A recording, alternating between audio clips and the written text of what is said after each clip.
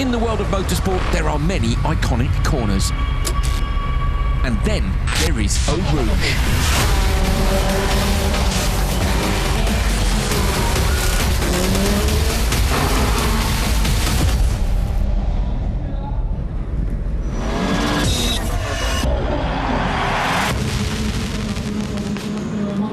Hello and welcome to round 3 of the FIA World Rallycross Championships, and we're coming to you live from the beautiful town in Belgium of Spa, and of course one of the most historic, iconic tracks in the world, Spa-Francorchamps. And behind me there you can see indeed just on the course one of the most iconic corners in all of motorsport as well, the Eau Rouge, which our drivers will be taking on today. It's a brand new track for our drivers, no reference points, no data, no onboard footage to scrutinise. It's all down to today. They've had 12 laps to suss out this course, and we are going to be live for every single qualifying round right here for you all at home.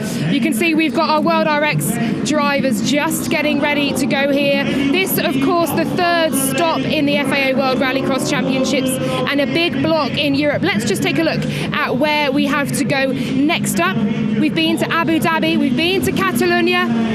We're now here in Belgium, and we'll be at Speed Machine in Silverstone next up in a block that is really going to shape this championship. This is a brand new rallycross track.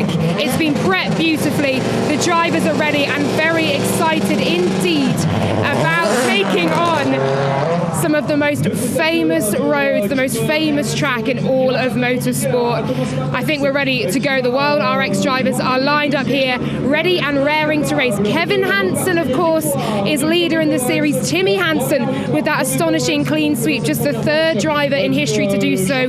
But we see the return of Matthias Ekstrom here today, 2016 world champion. What will Belgium hold? Let's find out with our commentators, Andrew Coley and Dan Rook. Thanks, Laura. Very much looking forward to this one. Dan, brand new track. You know, the reaction from the drivers has been fantastic. Yeah, super job. And we've been watching them in free practice, and this track looks absolutely awesome. You know, you got the iconic corner Eau Rouge, and then the final corner here with the Joker merge. There's so many different line options. It's a big banked corner. We've got some guys taking a tight line. We've got other guys taking a wide line and giving it a big old send as well. So we've got so many variations here. Yeah, we've seen some serious sideways business during practice. The track's developed a lot. You can see there is that last corner. Andreas Backer called it the Velodrome yesterday, and of course that's in reference to the tarmac Velodrome corner, which is at Hollius in Sweden. So this is our second banked corner, but this is a gravel banked corner. And will it give alternative lines? We're not sure. Weather forecast today, okay, if you've missed it, it's raining at Spa. Shock horror. You know, that's not exactly news. That's quite a regular thing. But it's looking dry for tomorrow. So we may see the track develop differently tomorrow and people using different lines. But at the minute, it seems that the low, tight line is the one to go for. There's a jump just before the finish line. Look at the dirt and the way it's been dragged from that gravel section off the start, through Turn 1, through Eau Rouge, up Radillon, into the hairpin here, which is halfway up Radillon, and back down the other way. We've had a few drivers taking different lines through Turn 1. Once the gravel builds up on the outside there, they have to make sure to keep the steering straight as they go through that section and not end up pushing tyres off rims, which a couple of people have done. It builds up into a real berm. It's proper gravel down, and it requires a proper gravel driving style. Yeah, exactly. You know, these guys are rotating the cars real early and, you know, having a big send, big throttle inputs, and they're just throwing the cars around. It looks really good fun to drive, but also it's the most practical way to drive them. Four-wheel drive, they can pull themselves out of that slide and get a good exit speed. Get it straight on the exit, basically. It is fairly narrow, just underneath the commentary box here. Basically, as you come round Turn 1, it goes from gravel to tarmac, and then it funnels in a little bit before they head to Eau Rouge. There's a tyre wall down the outside. I reckon we might see someone in the tyre wall. Just saying, we'll see. So let's take a look at the championship standings as we go into round 3. Kevin Hansen, of course, the leader, thanks to his win in Abu Dhabi. Niklas Gronholm is P2. Gronholm is not here this weekend. If you've missed the news, he had an appendicitis operation this week and sadly will miss round 3. Niklas, we send you the very best from the whole of the paddock, mate. Get well soon. We'll see you at Speed Machine. Timmy Hansen with a clean sweep, moves within 10 points to Niklas Gronholm. And it's going to be a little bit hard work, I think, to chase down his brother Kevin. He only took 4 points off Kevin last time out in Barcelona. Then it's Balmanis, Timozianov, Sabo, Scheider, Bakarud, real mixture of drivers in with a chance this year. Doran, Raymond, Schischrit, Markham, Baciuska. Baciuska is here this weekend. Not competing though. He's looking for a drive after he parted ways with ES Motorsport, and sitting in that Skoda this weekend is Francois Duval. Guillaume de Ridder also completing at home, of course, the Belgian driver. And we've got a cross car that snuck into P15 in the championship there. So I'm sure he'll be very happy with that. I think that was where Chris Hoy wasn't it, last time out in Barcelona? So, yeah, all to play for in the Drivers' Championship. There are 8 rounds still to go. And, of course, this is a brand new circuit. Dan, it's quite a nice situation for us in that the drivers, it's a level playing field. Yeah, they come here and nobody has had a lap here. Yeah, of course. You got, there's so many experienced teams out there like the Hansons and EKS guys that have got data for all of these tracks, and it's harder for the new boys coming in to try and keep up with that. You come to a track like this, literally no one has driven a lap here until this morning, and they're all out there, level playing field, like you say, and everyone's out there fighting for themselves. Yeah, can't wait. We've got an interesting draw for you as well for Q1. The last race of Q1 could be the last race of any session. Remember, Q1 is a randomised draw, but my goodness me, you couldn't have picked 5 more hard-charging drivers to go into that last race. But anyway, we're going to see the first race first of all. We're going to build you up through the session. There you go. Look at that. That's a great shot of 5 cars on the grid and 5 cars lining up. The rest of them are in gladiatorial style, coming in through the stadium to get into that pre-grid. So let's take a look at the lineup for the very first heat race from Spa Rallycross of Benelux, round 3 of the 2019 FIA World Rallycross Championship. And we have a Belgian in this very first race, Francois Duval, WRC legend on the inside. Yanis Bouwmanis next to him, then Christian Sabo. Remember, those two have got a bit of form from Barcelona. Bouwmanis made that pass on Sabo. Paul Tree is in P4 and Gulan Schischrit on the outside in P5. We have never seen 5 supercars go into turn 1 together here in Spa before, so join us in a few seconds when we see just how much carnage it will be. Sabo with the wipers on. I think they'll all be on wet, but we'll talk about tyres with Dan in a minute, because there isn't really standing water now. We think the rain may have stopped for the day, but here we go then. Eyes up to those all-important lights in the middle of the grid. And then we're going to see what happens when 5 cars funnel into the left-hander just before Eau Rouge. Ready to race light comes on, jump start instantly. Okay, this is interesting. So we wondered if there might be a jump start on purpose, Dan, because the difference between the 2 laps at the moment is very little. So if you were worried about getting a bad start, in theory, you could take a jump start because it gives you 2 alternative laps at least. If there isn't much difference in the lap time, it's 2 laps to get out of traffic and do something. Yeah, of course. And, it's a lot of tactics going on here early on. People discovering, the various different time between the Joker and the standard lap. And like you say, it gives you a chance to get dipping out of traffic and to give yourself some clean air and try and go. And especially now with it being a bit damp as well, if you're stuck behind someone, you're going to have all of the mud spray from them, and you're not going to have the best visibility, and you're always a little bit wary of your braking points and various things like that. So if you've got yourself a bit of clear air in front of you, you don't have to worry about that because you can see properly. So of course, when the Joker lap is a similar time, you basically could duck in there a couple of times. It wouldn't really make that much of a difference. No, exactly. Okay, interesting. So Bouwmanis has got that jump start. I wonder if we'll see any more, because obviously the second the ready to race light comes on, you can jump. And in theory, each of them could jump, couldn't they? And then we're back to square one. But I'm sure that won't happen. Did Schischrit respond to Bouwmanis, or did Schischrit... it was Paul Tree, wasn't it? Well, here we go again. Let's see. Ready to race light comes on. That'll go out. Then we're looking for a green. Schischrit rocking the car on the outside, so that was rocking as the clutch engages. Bouwmanis goes backwards off the start. Great start for Sabo. Duval on the inside. Schischrit trying to come around the outside on the loose. Oh, just enough room sideways from Duval. Duval's on the inside now. Sabo up through Eau Rouge. Sabo, though, later on the brakes into the hairpin at Radion. Swings the car around. Duval's rear doors open on the ES Motorsport machine. Schischrit with half spin. Gets collected by Bouwmanis and turned around. So Schischrit facing the wrong way on the very first lap here at Spa, and you can see the splitter hanging off the front of Balmanis' car. Balmanis goes Joker. Remember, he's got 2 to do. Sabo, for the first time, we see him around the outside. Duval, 2, sideways round a big gravel bank corner. And this track is fantastic. Yeah, it's so awesome to watch, and you can just see how deep the gravel is here as well. These guys are really able to just lean the car sideways because they've got that extra, you know, that buffer, if you like, that berm effect. The tyres are actually digging in. Yes, they're digging in, finding grip, and then just driving themselves out of the corner. It's so cool to watch. So Duval with that rear door open, he probably won't even know that's open at this point, and unless mud starts coming into the car. Duval goes Joker. The track is really wide. This is the other thing, Dan. So let's see the difference between the lap times. So Sabo around the outside, Duval around the inside. There wasn't a lot between, to be fair. At the minute, the Joker lap does look, I think, significantly slower. Yeah, of course. They go that extra distance at the bottom of the hill, and then it's really tight on the exit where they don't carry the same speed over to the finish line. Well, we'll try and follow Sabo through the Joker when he goes. I wonder if he'll respond immediately and not give Duval time to try and make up the difference. Here is Sabo, comes down, there's a big crest there, and he does. He goes deep into the Joker lap. Now down there's this big crest which you can't really see from this angle. Duval's just gone over it. They go a lot deeper and a lot tighter in and a lot tighter out, and that's where they're losing the time.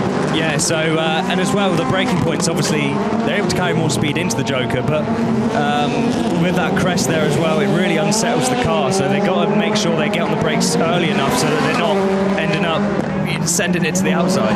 Super short lap time here. It's only about 36 seconds, so Sabo is already on the last lap, and he's going to head down now to stop the clocks for the very first time here at Spa-Francorchamps. I've never been here before, and I have to say the F1 circuit, yes, so I went for a sneaky lap in the hire car. Slow one, don't worry, for hire car companies listening. And what an incredible place. The elevation change here, it's a brilliant venue. Sabo, super sideways, round the outside, looking for that checkered flag over the jump. The finish line's just after it, and he stops the clocks at 2:26.626.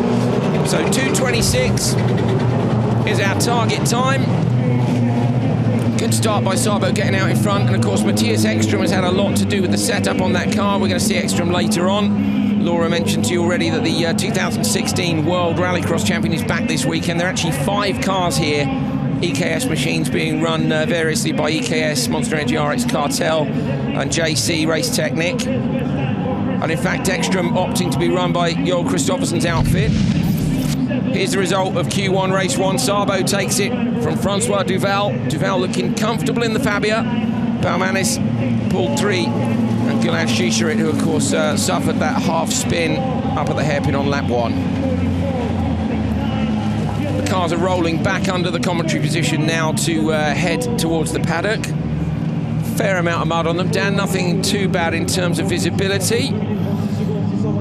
Laura, I'm guessing, is with Christian Sabo. Well, a terrific first race for you then, Christian, just getting your helmet off here on what is a soggy old track here in Spa-Francorchamps. How was the track feeling? Brand new for everyone and very limited time to actually see what it's like out there in practice.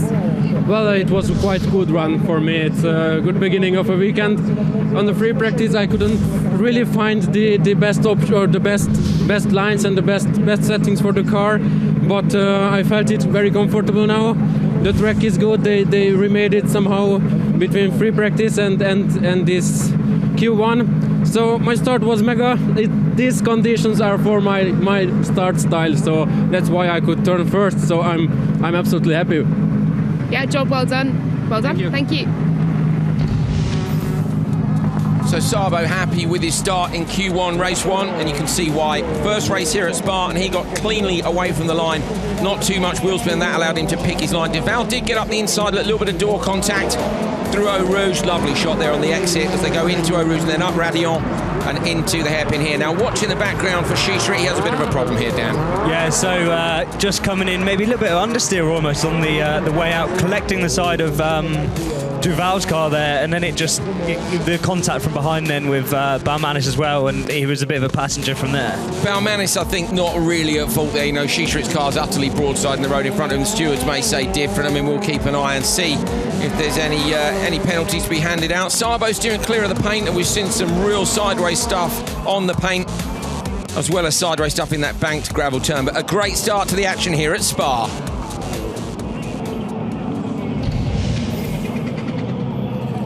Crowd sitting in the grandstand despite the rain. I say sunshine is forecast for tomorrow, so I'm sure we'll see a few more people turning out for that. Marshall's have got the next one lined up already, and you can see the two Hansen brothers back corner of the grid, right-hand side of your screen next to Timozyanov's car, with their fingers in their ears actually, and they're looking up at the start lights. They'll just be getting their reactions in place. Guillaume de Ridder says it's a dream come true to race at home in Spa. The Belgian driver late to the World Championship this year as an entry. What can he do? Let's take a look at the grid for race 2 of Q1. On the inside, Johnny Weeman. So Johnny, of course, has been a former Rallycross champion over in the States. He is very good indeed. He was up there in free practice. He is the second point scorer this weekend for GRX, with Niklas Gronholm not being here. Timo Scheider was up there too. Markland was the pace setter through free practice. Grégoire de Moustier racing at home for Belgium 2. Guillaume de Ridder on the outside. So Markland very impressive during practice. Yeah, so Markland topping the times, and that car looking fantastic. De Ridder on board, clunks the car into gear. It looks like he's going for a first gear start. Holds onto the handbrake, revs up, here we go. No jump start this time. Scheider dips the clutch but gets away easily first. Nicely done. Weeman drops in behind him. Markland's going to go P3. De Ridder looks at the inside of de Moustier in the background. It's Scheider who leads. De Ridder's going to get past 2 cars. Is he not quite? He's got de Moustier on the outside. De Moustier gets squeezed to the wall. De Ridder's going to take a defensive line. You're on board with him now as he looks at Markland in the McGann from the other GCK team, but it's Scheider who leads. Weeman behind and Markland in P3. Those 3 guys all going on the standard lap, and it's de Moustier who goes joker on lap 1. Yeah, interesting there that all of the top guys have all opted to go for the standard lap there. You can see the differentiation in lines there, and you know, Scheider going a bit higher on the bank, but then carrying a bit more exit speed. These 3 as well were at the sharp end again, as I say, in free practice. We saw Scheider take a tyre off a rim, but other than that, he was up there. I think he was 4th or 5th. Weeman was right up there too, and Markland bang on the pace. So you can afford to go with it when you know it's these guys. Yeah, of course. And these guys, they know they don't want to get in too much of a fight. You know, new track for everybody, and no one knows what's going to go on. Markland's gone joker in the background. So Markland goes joker. De Ridder too. Watch for de Moustier on the outside for de Ridder.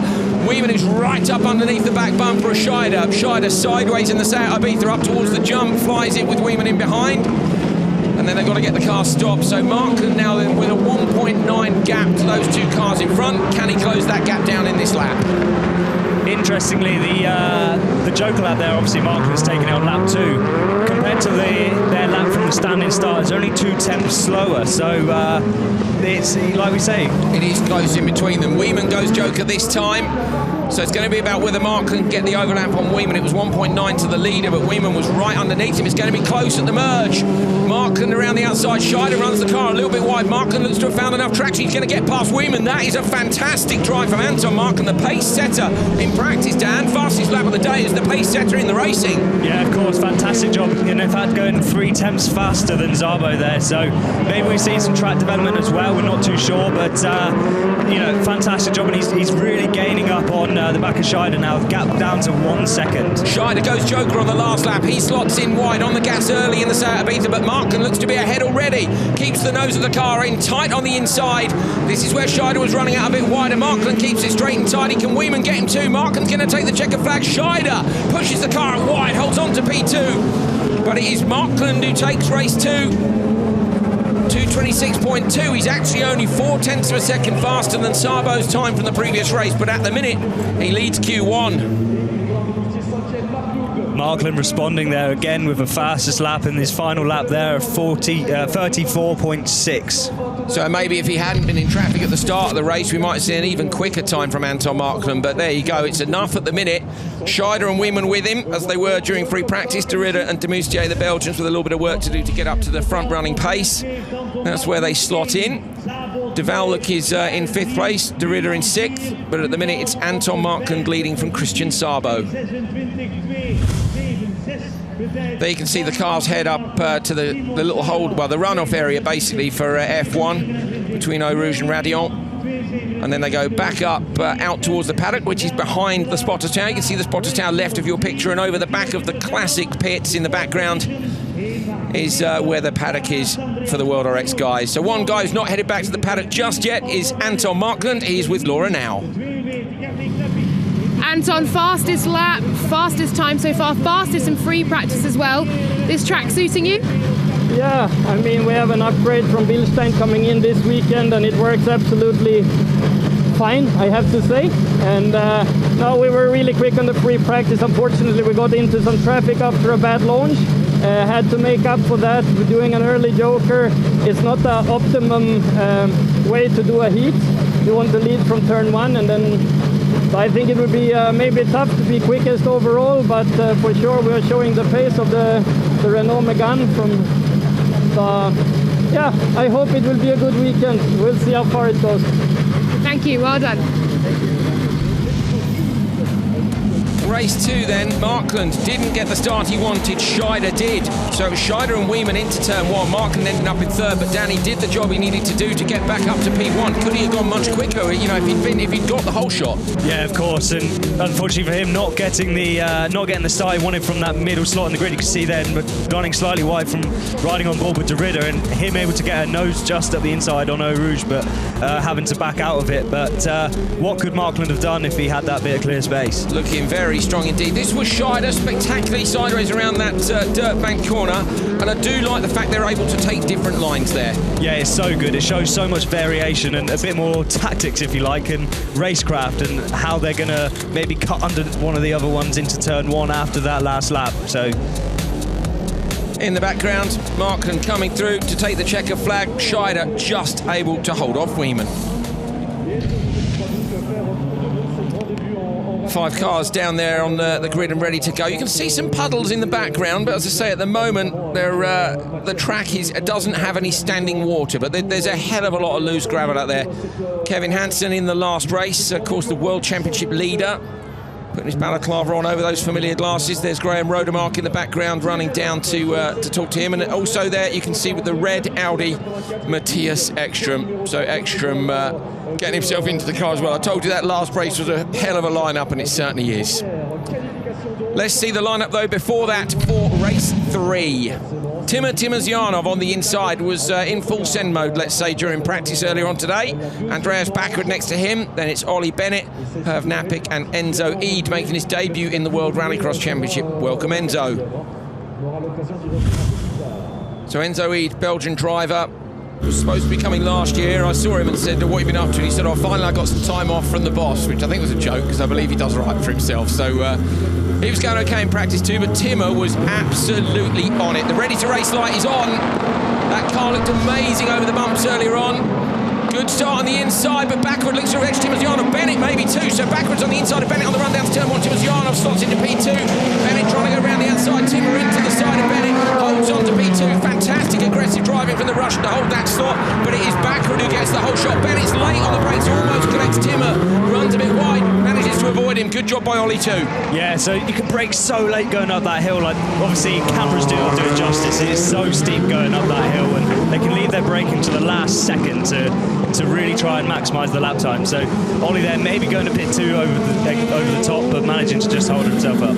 Timozyanov with a much tighter line than backward. Over the jump they fly into turn 1. Timmer again up the inside. That car looked mega through turn 1, and he's up the inside of backward again. He has to back off through Eau Rouge up into Radion. He's going to make a hairpin left now. Timozyanov looks quicker to me. He's going to have to joker down if he wants to get out of this traffic. Yeah, he needs to get in, but he also needs to check behind him. You know, he doesn't know what the people behind him are going to do, so he goes joker now. So. He goes joker. Backward, slides the Audi out wide. Timmer with a bit of understeer on the way in. That'll switch to oversteer. He's got to try and get out in front of Ollie Bennett on the outside.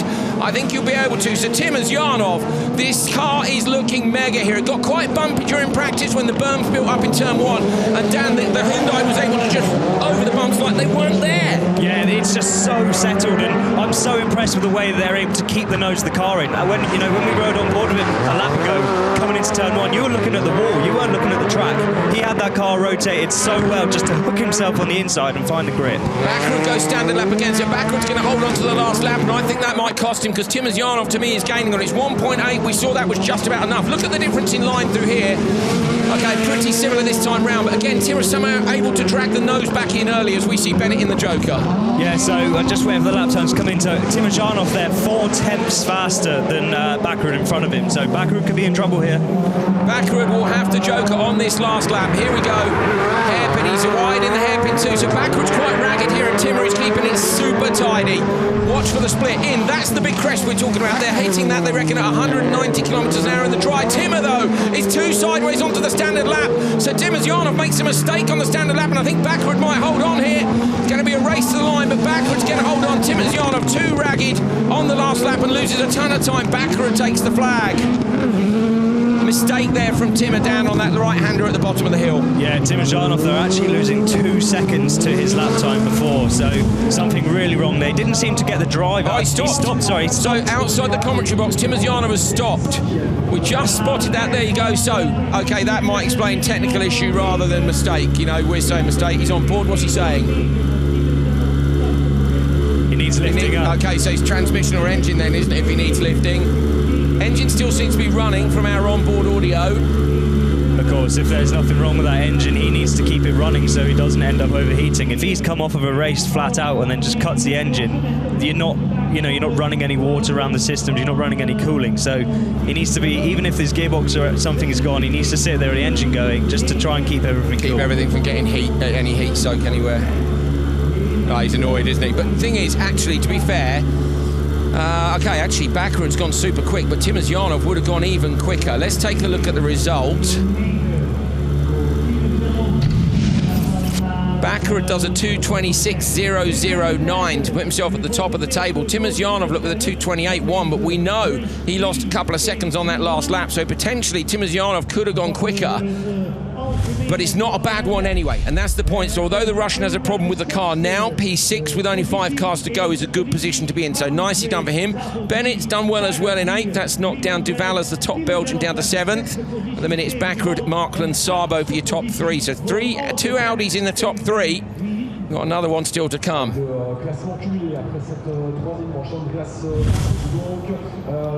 Cars heading back towards the paddock while Timmerjanov is rescued. They're lifting the car up now on a big pickup, putting it on a pickup truck. Taking a look back at the start on board with Timmerjanov from race 3. Backward has got a much better start, Bennett too, but Timmer keeps it super tidy here. And that's what you were saying, Dan, about pointing in towards the inside wall. He's got it rotated early. Yeah, so especially, well, maybe have a little bit of assistance there from Ollie Bennett so he didn't run too wide, but these tyres tend to work quite differently than like a circuit tyre. So these are so specialist that they get maximum traction from acceleration. So if you're coming into a corner and you're trying to be really careful with it, you don't seem to get the grip that you do if you have the wheels pointing straight and you rotate the car and you try and get going. Watch here for the mistake from Timmerjanov, or as we say, the mechanical issue. You can see how wide the car goes. I wonder if it's gone down to maybe 2-wheel drive. How sideways is he getting here? Has it gone? Maybe it's gone rear-wheel drive. Don't know. There's a problem with Timmerjanov's car, but he got a decent time anyway, so hopefully they're going to get it fixed in time. You can see really struggling as he comes up to the line, but Backward goes fastest. Andreas, a great opening qualifying for you. How was the track? Obviously, very limited time to get used to it. Clearly, it's working for you today, though.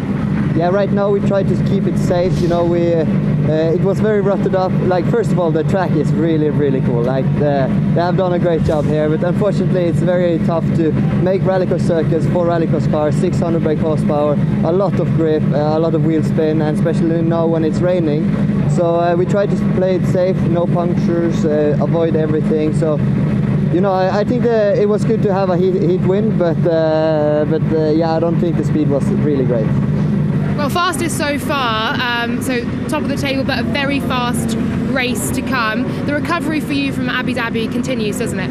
Yeah, it's getting there more and more. Obviously, this track is very different. The weather here is very different. Like Abu Dhabi and Barcelona was 2 hot races, a lot of grip, a lot of heat on the track. So for sure we will see a little bit different now the next couple of races.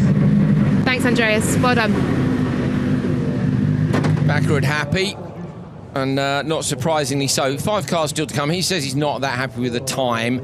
I think it was good, and I think potentially this one we'll see a battle. I mean, you guys haven't seen the... Well, there you go. Now you can see the grid. That's some lineup for a random draw. Timmy Hansen, the winner last time out. In the middle of the grid, of course, you've got Liam Doran as well. Cyril Raymond, who had his brilliant result. Matthias Ekström, the 2016 world champion. And what can Ekstrom do? Of course, he's been working on the setup of all the cars. They've got brand new dampers across them, so more about that in a minute. But let's take a look up at the lineup for race 4. Kevin Hansen on the inside, the World Championship leader, next to the 2016 World Champion on a one-off. Will he do some more races later this year? Number 40 on the car because he's 40 years old, but big smiles all round for Ekstrom. Liam Doran in the middle of the grid. Timmy Hansen, winner at the last round. And Cyril Raymond off his best result ever at Barcelona. He was 5th there. He's 5th on the grid here. So Ekstrom's been testing up at Hollius because he's not a permanent driver. He can test at World Championship tracks. He can do as much as he likes. So clever development from them. Brand new dampers on his car and on the others. Second gear start. You can see the number 2 on the dash. Is that the way to go? You're going to find out. Ready to race. Green light. Doran sideways, but finds incredible traction. Liam Doran has absolutely blown them away off the start. The British driver leads. Timmy Hansen right underneath this rear wing though. Ekstrom sideways, shuts the door on Kevin Hansen. They cross the paint on the inside.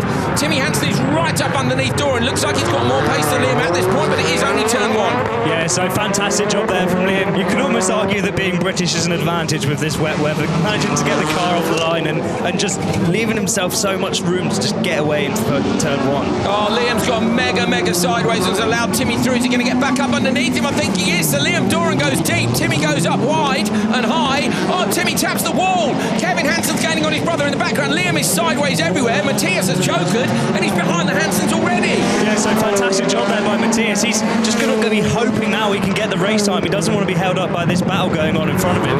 He needs to, you can see him now, little nip from the handbrake, really rotates that car around, trying to get the drive down into turn 1. He's going to be begging now that Kevin Hansen's going into the Joker lap in front of him, and he does. So Kevin got into the Joker, releases Matthias, now chase down Liam. Liam super sideways again. He's gone for that approach, hasn't he, of getting the car straight on the exit. Matthias takes a more standard racing line. I think he's going to get Kevin here. He is. So Matthias all the way out to the wall on the outside. So Ekstrom with an early Joker has done a good job. But Liam's line I thought he'd made a mistake on the first lap, but actually, he got back underneath Hansen and it looks to be working for him. Of course, and it's such a banked corner, that final corner. He's able to ride up the bank and then it's almost a bit of a downhill exit then as you come out. So you're gaining momentum with gravity helping you on the way out of the corner. On board, absolutely fantastic pictures. Into the Joker, that goes Timmy Hansen. Doran again on the bar, super early, gets the car sideways. Kevin Hansen look up the inside. Timmy, super smooth and tidy. Ekstrom, I don't think he's going to get past Timmy, so Timmy completely stopped the car in the Joker there. Yeah, so Timmy having to really anchor up, and it's such a tight Joker lap as well, but by not going too sideways and getting yourself squared up, you can get the maximum acceleration out of the corner. Really interesting to see Kevin as well having a look up the inside of him in that bank gravel turn. What a fantastic corner. We've seen passes in there already, and it's only Q1. Down to the bottom of the hill, Liam Doran into the Joker lap now. This then for the win. Will it be enough to win the session as well? Timmy Hansen coming around the outside. Liam Doran's got to keep this tidy and tight on the inside, find some traction. Get that Audi straight. Is the Peugeot going to take it? Is it going to be Liam Doran? Up and over the line, it's going to be Timmy. Doran gets P2. But it's not fast. It is not a fast time. So Timmy Hansen takes it, but he's 1.4 seconds off. He goes P6. And I said, didn't I think the racing in this one will slow them down. Yeah, exactly. And, well, fantastic entertainment, of course, for us. But, it's evident in the lap times and things that these guys just weren't quite there with it. Maybe if Timmy... last lap, wasn't it, was good, but here's the result. Timmy Hansen takes it from Liam Doran. Close between them, just 5/10. Then it was Ekstrom, Kevin Hansen, Cyril Raymond. But as you'll see from where they slot in, they are not as quick as the earlier runners were. So Backer, Mark and Sabo, Scheider and Wieman, your top 5 after Q1. Liam Doran very nearly taking the race win. Wouldn't have been enough for the heat win. I think that's Andreas Backerud's first qualifying session win of the year, but I'll need to take a look back. Pretty sure the Peugeots have won every session so far between Kevin and Timmy. Yeah, 2 each, wasn't it, in Abu Dhabi, and then all 4 sessions to Timmy last time. But this time, Andreas Backerud has won Q1, but it was Timmy Hansen who won the last race of the session. He's with Laura now. Timmy, a win for you there, not as quick as Andreas Backerud went. How did you see it from your position in a race that was really well fought? Yeah, this is proper rallycross right here. Gravel is so deep, so you know you have to be 100% push to drive through the gravel to even survive. So the only way to go is maximum. I had a good battle with Liam. I overtook him, he got me back, but it was proper rallycross. We did lose a bit of time, but you know, it was a race that I really enjoyed. You know, I love rallycross. My heart is in this, and this is what it's all about. Absolutely. Well done to you, Timmy. Best of luck for the rest of the weekend. This was on board at the start with Hansen at the final race of Q1. Doran, though, absolutely hooking it up. He got a brilliant start, Dan. Yeah, fantastic job. Not bogging the car and not too much wheel spin, just finding that traction and getting himself away. Kevin just in behind Matthias. That was the sideways action on the exit of turn 1. I love that low down camera, gives you an idea of the speed and also the squabbling on the exit. This was Timmy and Liam. That move as well on the gravel section was just brilliant. You know, Liam, I thought, had made a mistake and lost the position. Timmy goes underneath him and he gets back underneath him on the exit. Yeah, fantastic job by Liam to get himself hooked back up on the inside, getting the undercut on him again. Really mega job and such fantastic racing we're seeing here. That was Kevin Hansen looking up the inside of Ekstrom on the bank corner again. Coming down to the last turn, Timmy round the outside. Interesting, I think Timmy was very late and very straight into the Joker, almost stopped it, rotating it away, but the teams will all be looking at their analysis to try and go that little bit quicker next time. Well, I don't know about you, but I thought that was pretty decent for a first ever qualifying session for the World Rallycross Supercars here at the legendary Spa-Francorchamps. That banked gravel turn down at the far end, that's a winner for me. Yeah, 100%. You can just see maximum commitment. And we heard Timmy saying there, this is real rallycross. The gravel is deep and you have to go maximum to even get through it. So what more do you want? Perfect. Great stuff. Let's take a look at the standings then at the end of Q1. It is Andreas Backer who takes Q1 from Anton Markton, Christian Sabo, Timo Scheider and Johnny Wieman. So great job by those. And we've got Hansen in 6th, Doran Timosyanov down in P8. At the minute, Ekstrom 9th, Kevin Hansen 10th, Duval is in the top 12 in 11th, Cyril Raymond just as well. Outside you've got Bennett, De Ridder, Palmanes, Paul Tree. So a few people with some work to do, but there are 3 sessions to go. So I hope you enjoyed that. Fantastic action. This track in particular is going to develop. We saw that in free practice. Outside the commentary box here, there was a real berm, so the conditions change. How much they're going to change today in the wet, we're not sure, but what we are going to find out is whether or not the cars run in standard order or reverse order in the qualifying session. Dan, this could be crucial. Yeah, exactly. We've seen some potential track development here now already, so for the maybe the faster guys starting first or last, it could shake everything up. So let's have a look and see if it's fastest first. I think it is. So it's going to be fastest first in the next session. So is the track going to clean? If the track cleans, then that could go against them. If it doesn't, then it could go in their favour. Say if Rutson holds to it. We really don't know, do we? Yeah, of course. And the weather's so unpredictable here as well. We could have more rain and then it dry up for the guys in the later race, or it could end up raining halfway through the qualifying session and it be the slower guys that get caught out. So you just don't know what's going to happen. You'll have to join us later to find out what happens with World Rallycross. But in the meantime, we're going to go off air very briefly. We'll be back in time for RX2. Of course, they're here for their second round of the season. Some mega racing from those guys in Barcelona, and their Q1 is coming up soon. So stick around. We'll be back on air shortly.